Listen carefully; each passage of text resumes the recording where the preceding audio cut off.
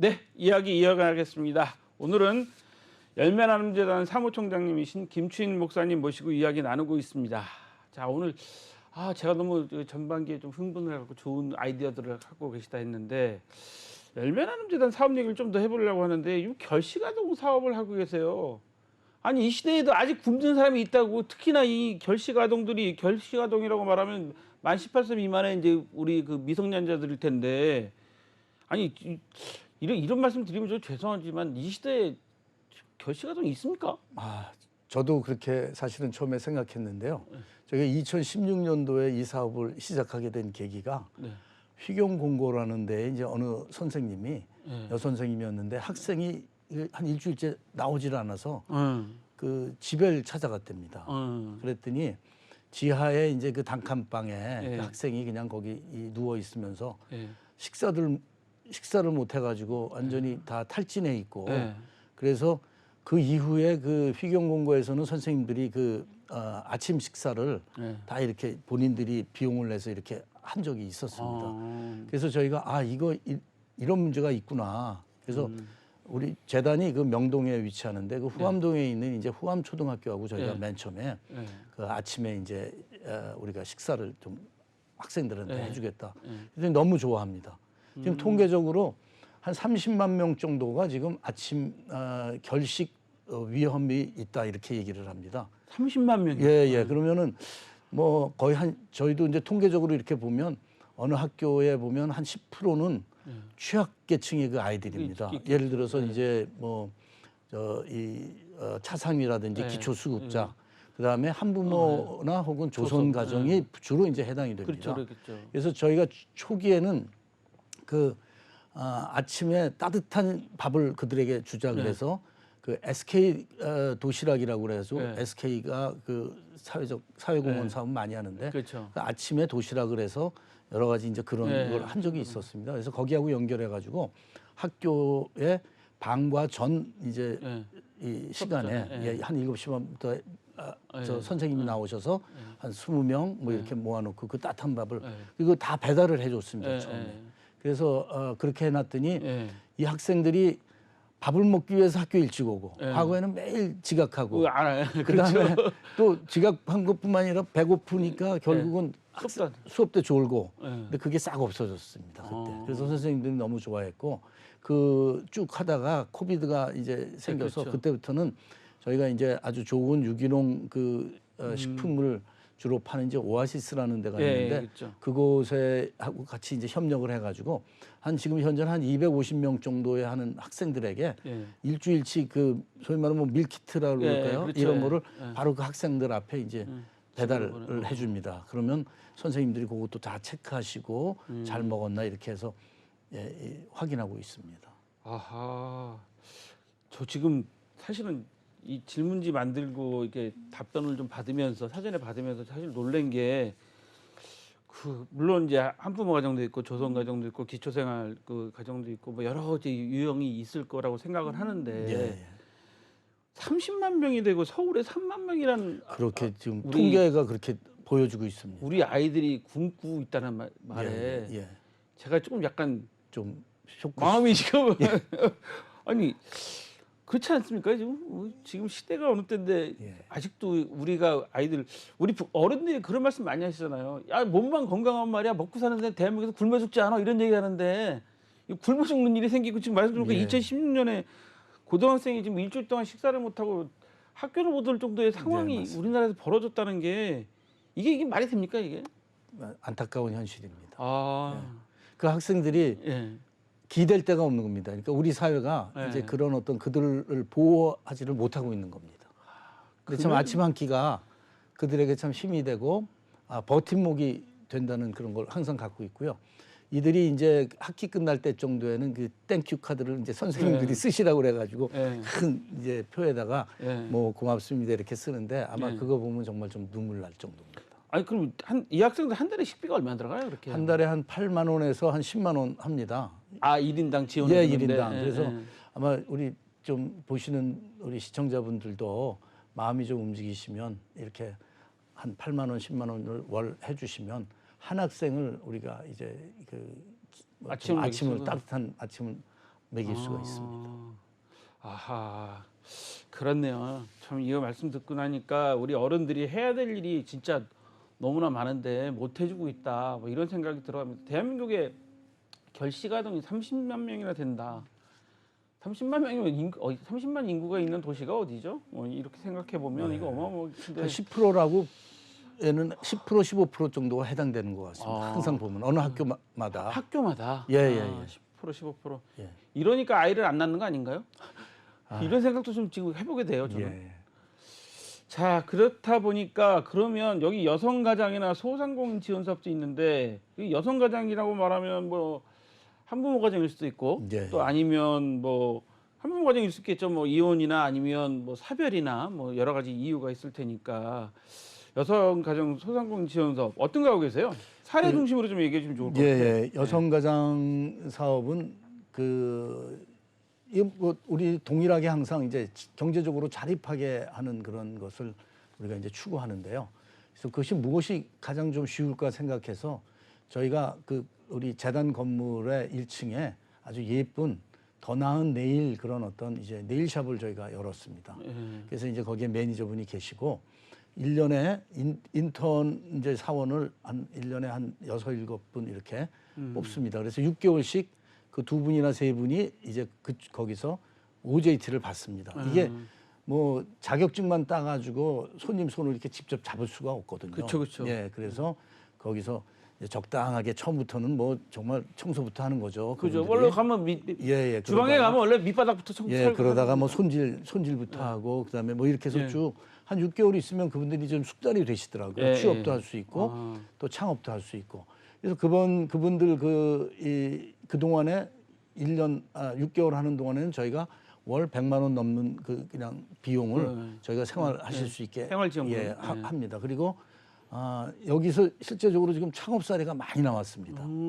그래서 제가 우리 아주 참 이게 감명 받았던 거는 뭐 이 창업 개업 예배를 좀 드려달라고 그래서 제가 이제 갔었는데 갔더니 춘천에 계시는 아버님이 오셔가지고 다 인테리어 하더라고요. 아버지께서. 예, 그래서 이게 저도 이제 딸이 하나 있지만 이 아버지의 마음 참 이 딸이 이제 혼자가 돼가지고 아기를 그렇죠. 키우는데 참 저희가 지금 한부모 여성 보면 그냥 한부모 여성 우리 뭐 사업 대상으로 보는데 그 안에는 그 수많은 사연이. 예, 맞습니다. 그래서 우리 한 분 한 분 정말 자립하게 해드려야 되겠다 이런 이제 생각을 많이 갖습니다. 아하, 오늘 우리 김추인 목사님 사무총장님 말씀 들으면서 제가 가야 될 때가 많이 생겼습니다. 아유. 네일샵에 손톱도 한번 하러 가야 될 것 같고 치킨도 한번 먹으러 가야 될 것 같고 지금 할 일이 많은 것 같아요.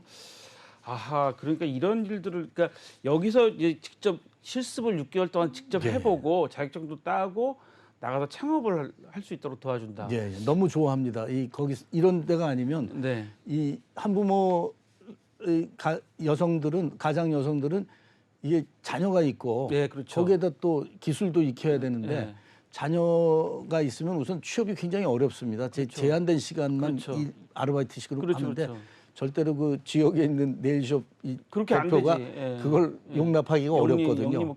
근데 지금 아까 말씀드린 우리 이 한 대표 같은 경우는 자기가 그걸 너무 잘 알아서 우리 출신들 그분들을 한 2명 또 해가지고 당신들 뭐 한 5시간만 하고 아니면 4시간만 하고 일단은 뭐 가시라고 하고 그런 어떤 좀 아주 멋있는 연대가 이루어지고 있습니다. 그러니까 선한 일이 계속 퍼져나가는 거예요. 예, 그렇습니다. 선한 일이 퍼져나간다.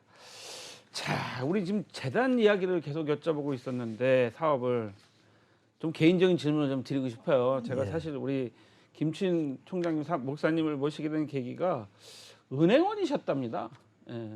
은행원이셨다가 목사가 목사님 되시고 지금은 이제 NGO에서 또 활동을 하고 계세요. 원래 저도 제가 첫 직장에서 모셨던 그 분이 대표이사까지 하셨는데 큰 금융기관 대표이사까지 하셨는데 목사 한 수 받으셔갖고 지금 뭐 목사님을 활동하고 가끔 통화하면 너도 교회 열심히 다녀라 뭐 이렇게 말씀하시는데 어떻게 교회 쪽으로 활동을 안 하시고 지금 어떻게 이렇게 재단에서 일을 하시고 뭐 어떤 뭐 계기가 있습니까? 뭐 은행원 하시고 뭐 해외 주재원 하시고 이러다가 이렇게 목회 활동하시게 된 계기.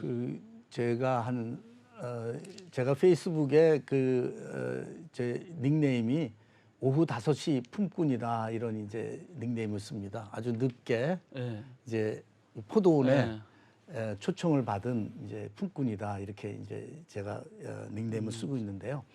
그 한 30여 년 그래서 은행 생활 10년 하고 예. 한 20여 년은 제조 무역하는 회사에서 일종의 좀 특히 중국에 가서 그 총경리도 하고 뭐 CFO 이런 이제 생활을 쭉 했습니다. 하여튼 그러다가 그 인생의 후반전에 저도 좀 큰 혼란에 좀 빠졌습니다. 아, 내가 정말 정신없이 앞만 보고 지금 뛰어왔는데 과연 무엇을 했는가? 나의 앞으로의 삶이 이렇게 그대로 그냥 살아도 의미가 있을까? 이런 어떤 이제 좀 고민을 하고 또 특별히 이제 저는 아버님이 이제 목사셨는데 아주 일찍 제가 초등학교 6학년 때 이제 돌아가셨습니다. 아하. 그래서 어머님이 사실은 굉장히 고생 많이 하셨는데 그러면서 그때 아버님이 돌아가시면서 이제 제가 장남이어서 저에게 네가 아빠가 하던 걸 해라 이렇게 말씀하셨는데 사실 이제 그게 뭐 저희 동생들 챙기고 또 어머님 돕고 이러느라고 그런 생활을 이제 하지 못했는데 그래서 나이 이제 한 54세 정도에 다 내려놓고 신학을 이제 공부하게 됐습니다. 그래서 그 이후에 이제 우리 교회 높은 뜻 교회에 가서 네. 우리 이제 부목사나 이런 생활을 한 2년 반 했는데 네. 당시 이제 재단이 재단 책임을 맡게 되면서 네.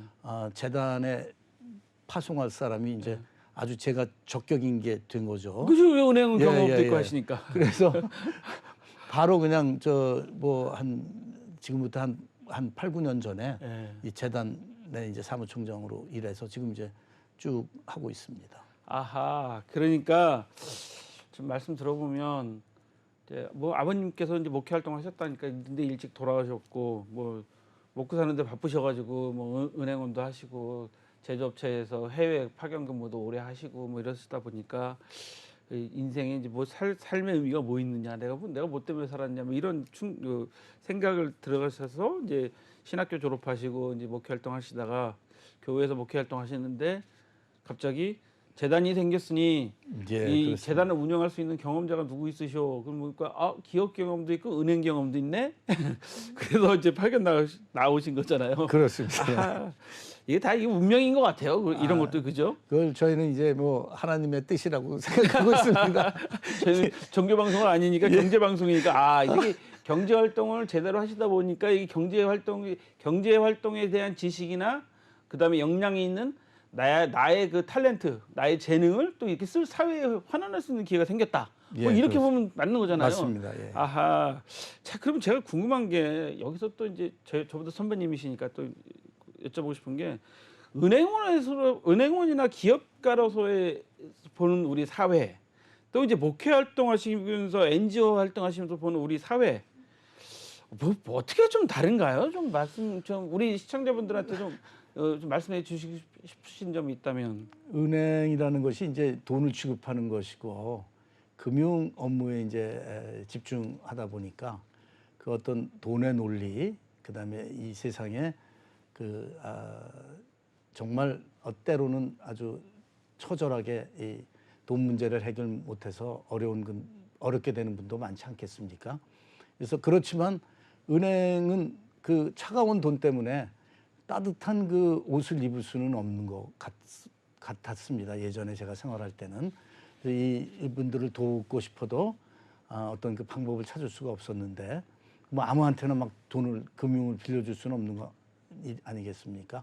근데 이제 목회자가 되면서는 그분들의 그 아픈 부분, 정말 또 때로는 경제적으로 절망하고 이런 분들에게 다가가서 사랑이라든지 자비, 뭐 이런 어떤 은혜 이런 것을 얘기하면서 그들이 다시 일어설 수 있게 좀 도와드리고 이 따뜻한 그 사랑을 좀 나눌 수 있게 돼서 이런 그 사회가 균형을 좀 갖추려면 이런 그 두 가지 날개가 다 좀 있으면 좋겠다 이런 생각을 해봅니다.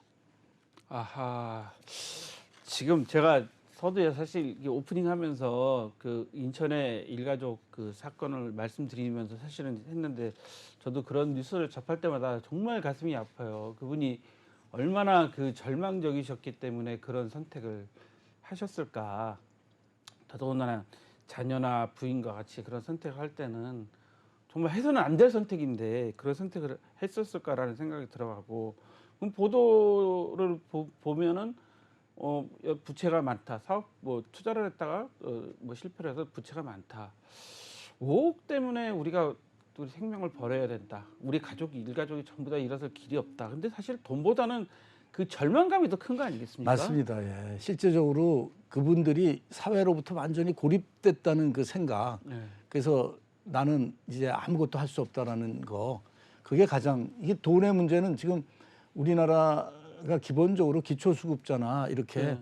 그 도와줄 완전 수 있는 길은 파산은 되죠, 뭐. 얼마든지 예. 많습니다. 그리고 또 그런 NGO도 많고요. 네. 그런데 실제적으로 그분들에게 이 사회가 좀 옆에 이웃이 관심을 가져주고 네. 그다음에 따뜻한 말 한마디 하면 그분들이 또 그런 어떤 극단적인 그 선택을 좀 삼가실 텐데 그래서 우리가 조금 그 따뜻한 눈으로 사랑으로 옆에 우리 좀 이웃들을 돌보는 것이 좀 더욱 더 필요해진다 이런 생각이 듭니다. 아하. 지금 제가 말씀 듣고 들어보니까 진짜 그 절망적이고 완전 소외됐다. 이제 더 이상 내가 갈 데가 없다. 이런 상황에서 어려운 판단을 하게 되는 그런 것 같아요. 지금 말씀 들으면서 우리가 좀 해야 되는데 자 그러면 아까 그 선한 그 영향력을 발휘했던 그 업주도 많이 생긴다고 예, 말씀해 주셨잖아요. 그럼 재단에 후원해 주신 분들 많을 거잖아요. 예, 사회에 기부하는 거, 또 이 공동체에 참여하는 거 이런 걸 어떤 의미가 있다고 좀 보십니까? 우리가 이제는 나를 위해서 정말 경제 활동하고 그 내 가족 이거를 이제 보는 데서 조금 더 시각을 한번 좀 돌려보아 주시기를 그런 걸 좀 당부하고 싶습니다. 우리 사회가 이제는 뭐 우리 1960년대 막 이렇게 경제 개발하고 또 7, 80년대를 거쳐오면서 사실 이제 뭐 먹는 거 별로 걱정 그래도 많이 좋아지지 않았습니까? 그리고 이제는 뭐 3만 불이니 앞으로 4만 불 시대를 이렇게 바라보는데 우리가 아직도 옛날 그때 그 시대의 그 생각에 빠져 있을 수가 있습니다. 이제는 우리가 우리 지갑을 열어서 우리 이웃들도 돕고 또 해외에 좀 우리 사랑이 필요하고 개발이 필요한 곳에 돈을 나눠주는 게 너무 필요하다고 생각합니다. 아하. 제가 지금 그 아까 좀 여쭤보고 싶은 걸 못 여쭤본 게 있어요. 예. 그 뭐 사례를 이제 많이 보셨잖아요. 많이 보셨는데 제가 이제 그 오프닝 할 때 말씀드렸던 그런 사례 같은 경우 지난번에 저희 그 프로에 방송에 나왔던 협동조합에서 나오셨던 그 분은 이런 얘기도 해주셨거든요. 그 추모 사업을 하게 된 계기가 그 극단적인 선택을 했는데 또 다른 가족이 몇 달 있다 극단적인 선택을 하고 그 아픔을 이기지 못해가지고 또 그리고 몇 달 있다 또 다른 가족이 또 극단적인 선택을 하시면서 이 장례를 그냥 장례로 할 게 아니라 우리 진짜 이걸 마음을 치유하는 사업을 해야 되겠다라고 해서 시작하셨다 그랬거든요. 그러면 아까 지금 제가 오프닝에 말씀드렸던 그런 가족들 우리가 어떻게 도와줘야 됩니까? 그러니까 돈 많은 사람들은 은행에 돈도 안 갖고 그냥 배째라 그냥 해버리고 파산하고 막 이러잖아요. 예. 어떻게 좀 치유를 해야 되는 게 방법일까요?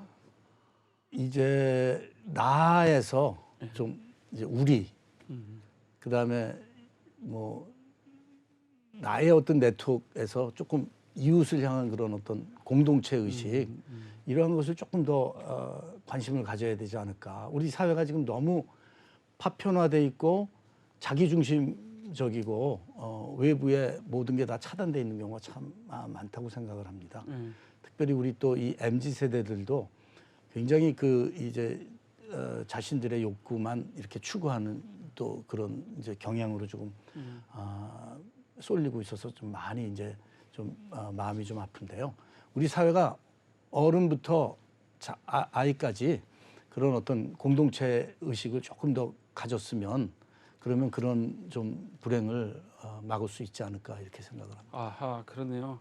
우리 그 저 재단에서 지금 일하고 계시잖아요. 이 재단에서 그렇게 보시면 그 자원봉사를 하시는 분들은 연령대가 좀 어떻게 돼요?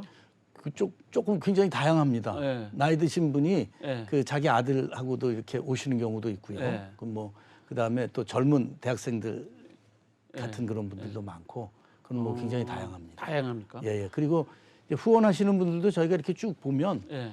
뭐 경제적으로 좀 이제 여유가 있으신 분도 계시지만 예. 실제적으로 이제 제가 이렇게 그 후원자 이렇게 리스트 보면 상서 이제 이렇게 보면 아 이분은 제가 아는 분도 계십니다. 이분은 좀 경제적으로 지금 참 뭐 어디 가서 굉장히 지금 그렇게 쉽지 않으신 분인데 선뜻선뜻 이렇게 내십니다. 그래서 아 이게 본인들이 오히려 저 그렇게 어려움을 겪고 계신 분들이 오히려 그 어려운 분들의 이 마음을 알고 이렇게 후원하시는구나. 그래서 정말 저희가 그런 걸 보면서도 더 재단이 그런 어떤 여러 후원금들을 잘 모아서 정말 이 축복의 통로로 잘 사용돼야 되겠다 이런 그 각오를 하게 됩니다.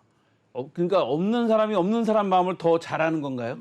좀 그런 면도 뭐 보이더라고요. 아 그렇습니까? 예, 예. 아 지금 그 사실은 우리 저 목사님도 사무총장님도 아버님이 일찍 돌아가셔서 어머님이 고생하시고 다 보시고 잘하셨잖아요. 예, 그렇죠. 예. 그렇게 생각해 보시면 진짜 우리가 없는 사람이 없는 사람 마음 더 잘한다. 예, 뭐 맞습니다. 이렇게 이해해야 되는 겁니까? 예. 예.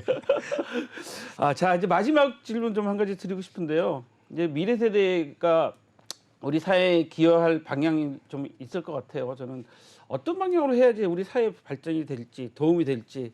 그러니까 아까 자녀분도 있으시다고 했으니까 우리 자식들한테 들려줄 수 있는 미래 세대를 위한 말씀 좀 한마디 좀 해주세요. 이거 뭐 제가 그런 말씀을 이렇게 드릴 수 있는 참 그런 자격이 있을까 모르겠습니다. 이 참 큰 우리 사회의 이제 제목인 것 같은데요. 저는 이 세대가 좀 이어져야 한다 이렇게 생각을 하고 있습니다. 우리 사회가 산업화 사회 거쳤죠. 그 다음에 또 민주화 사회도 거치고 그리고 어떤 면에서는 이 정보화 사회까지 지금 이렇게 거치면서 각 세대가 이렇게 좀 단절돼 있지 않나. 그리고 압축 성장을 하면서 각 세대가 다 이 공과 과를 이렇게 남겨놓은 그 사회가 아닌가 이런 생각을 합니다. 우리 미래 세대에게 이런 숙제를 뭐 줘서 참 미안하다 이런 생각도 들지만 우리 미래 세대가 더 희망을 갖고 꿈과 비전을 갖고 이 세대를 이어내서 정말 앞으로 뭐 4차 산업혁명 시대에 그들의 그 모든 역량을 다 잘 활용해서 우리 사회를 조금 더 발전시키고 잘 나눌 수 있는 그런 사회로 좀 만들어 주기를 바라는 게 제가 미래 세대에 향한 소망입니다. 네, 오늘 말씀 해주셔서 감사합니다. 오늘 이렇게 나와주셔서 감사합니다. 감사합니다. 네, 오늘 말씀 여기까지 듣겠습니다. 한치호의 인사이트 이제 마무리할 시간입니다. 다음 시간에 다시 찾아뵙겠습니다. 시청해주신 여러분 감사합니다. 감사합니다.